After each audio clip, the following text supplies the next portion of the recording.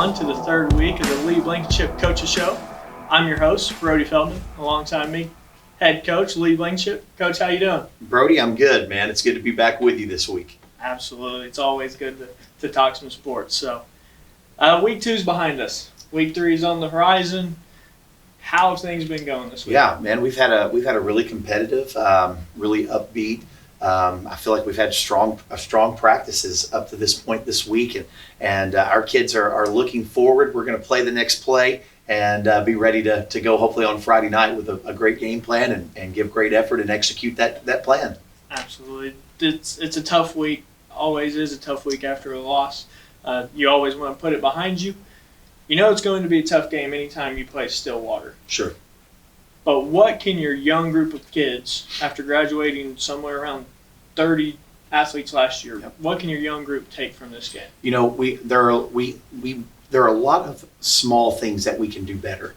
Okay, I guess it's a tough week. It's another week that we get to play football. Football is a game that's intended to, for our kids to have fun and enjoy while they're doing it, and B, for us to get to teach lessons that are going to impact our kids for their futures as they enter manhood, as they go on to be daddies and husbands and workers in our community one day.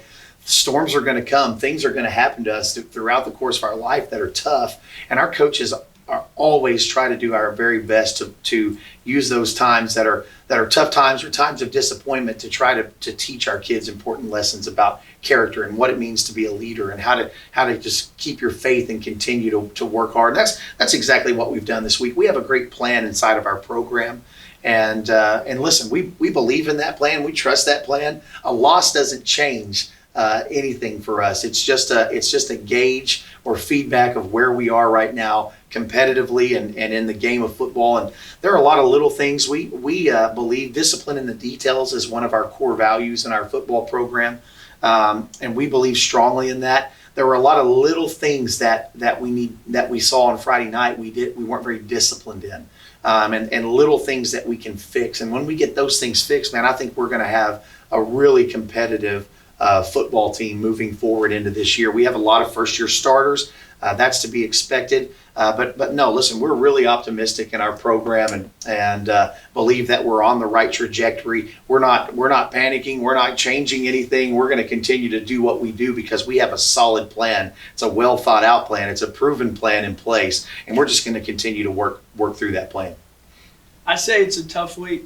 But is it really a tough week anytime you get to strap on the pads and put the helmet back on? No doubt, no question. Our kids' practice yesterday was excellent, and it wasn't any more or any less than what we expected it to be, because we expect excellence. We want to strive for excellence every single day. That's one of our that's actually the main part of our mission statement in our football program. We're going to strive for excellence in academics, character, leadership, and in football, and that's something that we talk about all the time as a program. That's an expectation. That's our standard. And our kids, raised up and accomplished that yesterday in practice, and we'll continue to do that throughout the course of the week. I know in your career you've been a part of many historical nights. You brought one up last week about throwing for over 500 yards in one game, I believe is what you said. Yep. On Friday night, Stillwater's Quantrell Walker. Over 6,000 yards in his career. First one to do it in 6A. Yeah. Breaks the 6A record. What does it mean for that young man? And obviously you don't want to be on the bad side of things on that, but sure. What can you say about that? Listen, going into the game, he needed 51 yards, I believe, to reach that mile marker. The first young man in 6A football to ever rush for 6,000 career yards. Really, really talented player. Just as we looked at that and we heard that statistic and thought about that stat, we looked at a young man and a kid as a coaching staff and thought, man, that's special for him. And no, he's not one of our kids. We didn't want him to rush for 51 yards. We were going to try everything we could to stop him. But in looking at that, Brody, we do a character leaders curriculum inside of our program. Every day in practice, we talk about characteristics of men of character and characteristics of men who are leaders. The word of the week, or the characteristic that we focused on last week was respect. And men of character understand the concept of respect. They respect themselves. They respect others. They show respect to authority. Young men understand how to respect young ladies, the young men of character. So as we looked at our character leaders word of the week and respect, and we looked at another young man who's not in our program but had a chance on the road to do something special. We wanted to, we really wanted to just model that belief and that characteristic of character. I spoke with Mr. Foreman, who is certainly a man of character and believes in what we do, and we just thought that it was maybe not the easy thing, especially after the first play of the game, but we felt like it was the right thing to do, and the high character thing for us to recognize him, even though he was our opponent. And we did that on Friday night, and just proud and excited for that young man who's a kid who reached that big time mile marker for him, and we were honored to be able to do that. And I'm really proud of our kids. Our kids clapped. We just got scored on I think the first play from scrimmage, and he broke that record. And our kids had the character to understand that, to have great attitude in that situation, and to clap for a young man who deserved that. And we showed great respect to them. I was super proud of the young men in our program and of our school district and our football program for how we handled that. And listen, that's victory, okay? We got beat on the scoreboard, but there were still victories that happened in Mustang on Friday night, and I believe that with my whole heart. It's not a popular thing to say, especially after you get beat, pretty good on a Friday night by a good team, but we really believe what we say we believe, and that's something that we were able to point to and will be able to go back and point to our kids and say, guys, you had character that night. It didn't. What the scoreboard says about you is not important. It's not the truth about you. Winning a game doesn't make you a good person. Losing a game doesn't make you a bad person. Winning doesn't make you a leader. It doesn't make you a man of character. It's what you do in the other situations in your life that says the world about you. A game is a game. Sometimes we lose. But the rest, is what's really important to us as a program. And listen, having said that, we're going to fight our tails off and try to win the rest of them. So don't get me wrong. We want to win those games, but real victory happens in the areas of character and leadership and growth and development. I know we said he's not one of yours. He's not a Mustang player, but you just took a whole week preparing for Quantrell Walker. Yeah. I'm curious to know, do you think with the style of play that he has and the ability he has, if you put 2 to 3 inches on him, would there be a bunch of D1 teams knocking on his door? Most likely. I think that he's going to have opportunities for sure to go and play at the next level. Those, what he does with those opportunities will be up to him. But he is certainly a talented player. And listen, they're an extremely talented. Got to give them a lot of credit. 19 returning seniors or returning starters, from what I understood, maybe 18 returning starters, but that's literally a group of young men who have lost 2 games in the last 2 years. They both been in the state championship game, and those kids came. We have a very young team and a lot of first year starters after graduating a really deep senior class a year ago. And in our second game, our young men came out and they played hard. And, we did some good things. It's the little things that we've got to fix. And when we're able to fix those little things, that's how you can go from being good to being a really strong and great football team. Mustang fans witnessed the Dirty Dom package. Yeah. Where Dominic Dunn at quarterback, the Wildcat, just to give some emphasis on what actually the Dirty Dom means here in Mustang, quite a bit again on Friday. Right. What makes that package so effective? Well, Dominic Dunn makes that package so effective, and then everything happening in front of him. Our offensive line is a strong unit this year. We actually have multiple guys up front who are very strong. They're getting a lot of interest, especially after the first 2 weeks of the season from some different schools. You talk about college recruiting and that type of thing. We've got great size. We've got great bite and fight up front. Guys that have that mentality. And then with Dom running the ball behind him, Dom is powerful. He's very strong, and then he's very fast and athletic as well. So we like that package. I think it's going to be hard to stop, all year, and it looked good again on Friday night. So just going to continue to grow and use that package to give us a spark as we need it.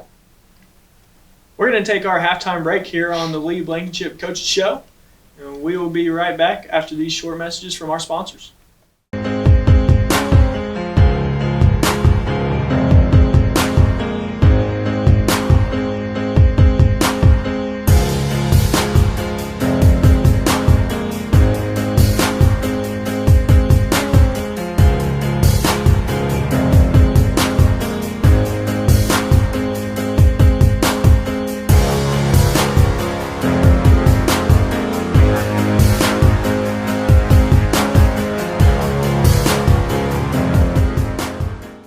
Hey, 6th to 12th graders. It doesn't matter who you are or what you're into. If you're looking for a place to connect, if you're looking for answers, if you're in need of some encouragement or just looking for a friend, come on over and join us at First Baptist Mustang on Wednesdays at 6:30. We're a place for you.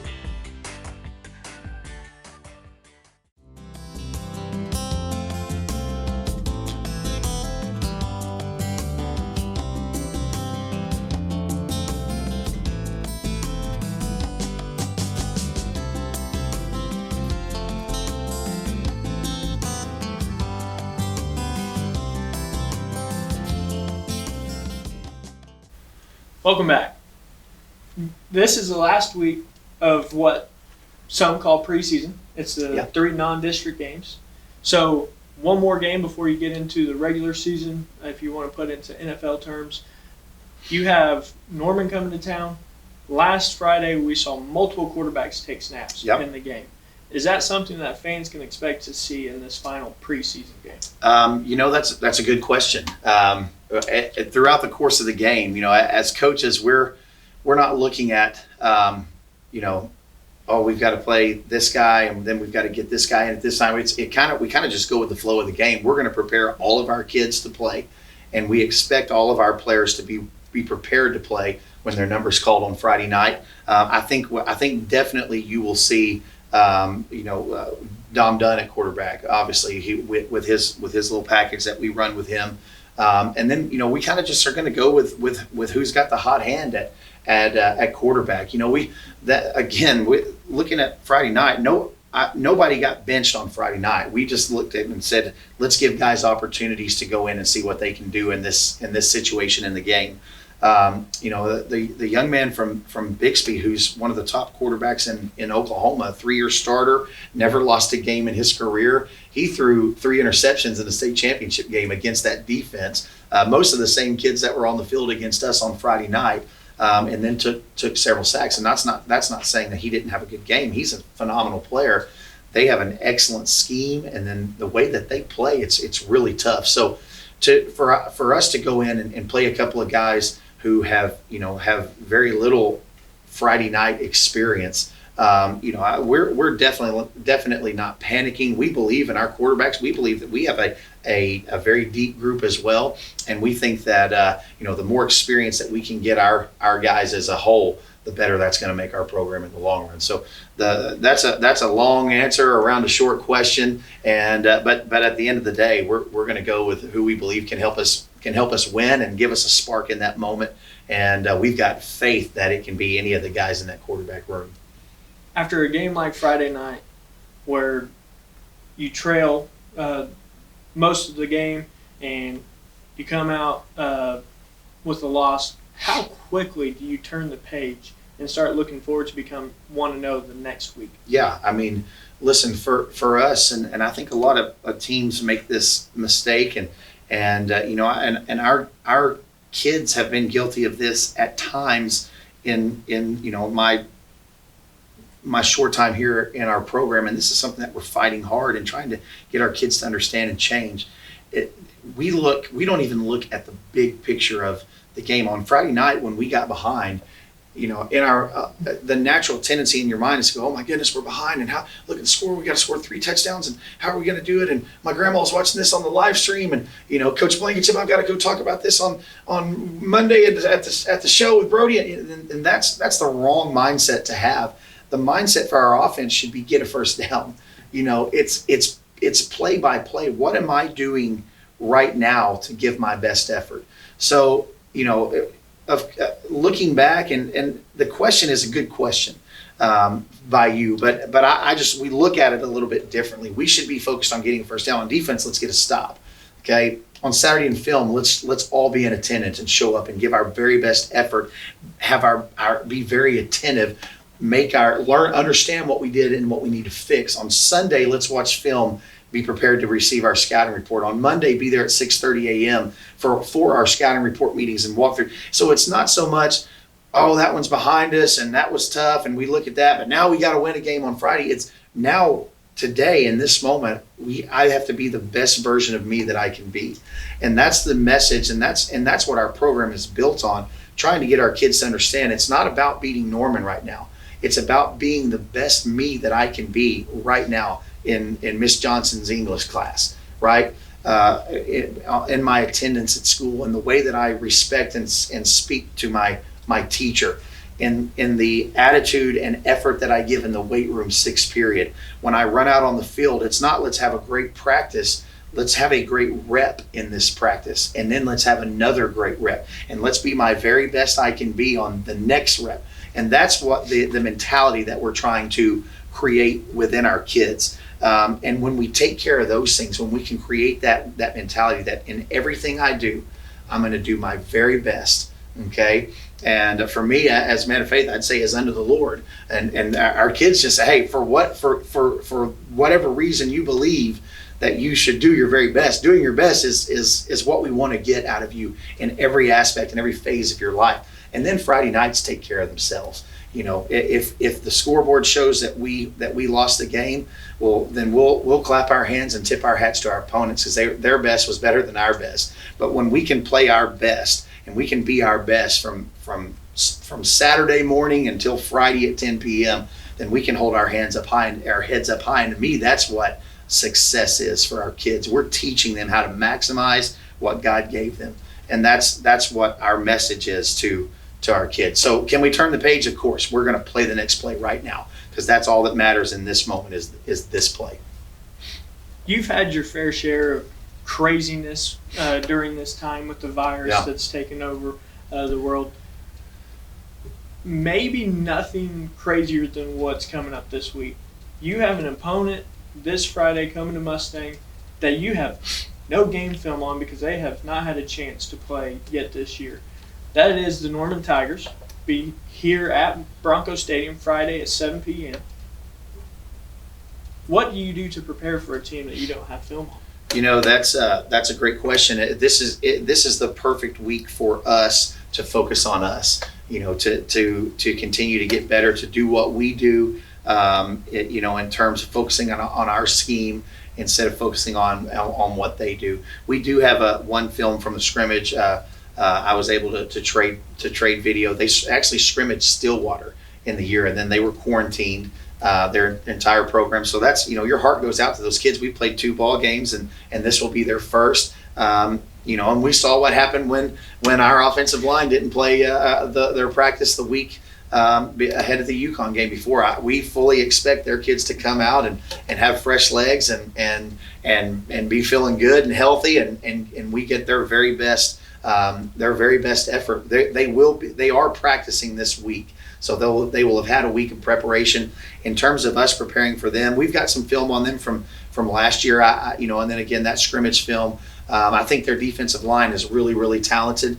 They've got a receiver that's a very highly recruited player. I think they have a first-year starter quarterback, but he's athletic, man.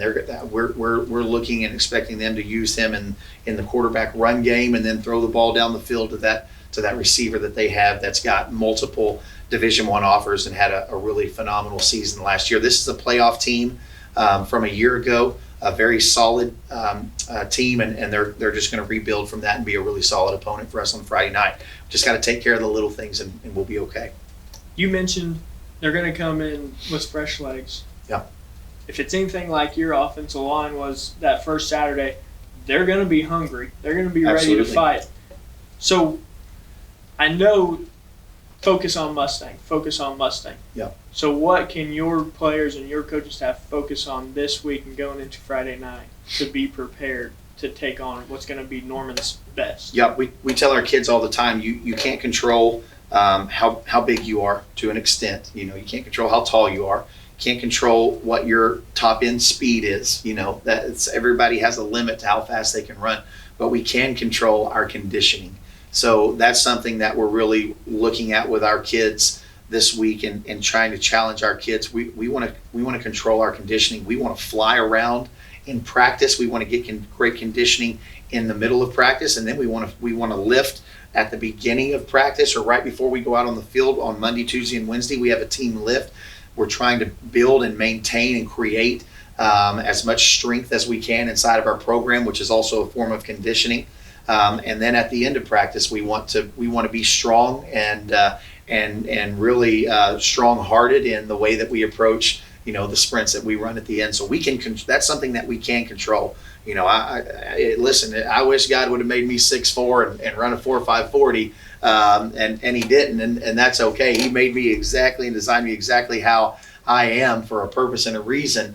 But listen, and I could play football successfully because I just felt like I was willing to outwork other people, and that's the mentality that we want to give to our kids. We control what we can control, and get yourself ready to play on Friday night. We want to play physical and fast. It was fun to watch our defense. They're flying around. They're running to the ball after every play yesterday. It's almost like we had a 2-hour-long pursuit drill inside of every drill and every team rep that they took. So our kids are buying into that, and they're working hard, and I think we'll be in great shape and ready to go Friday night.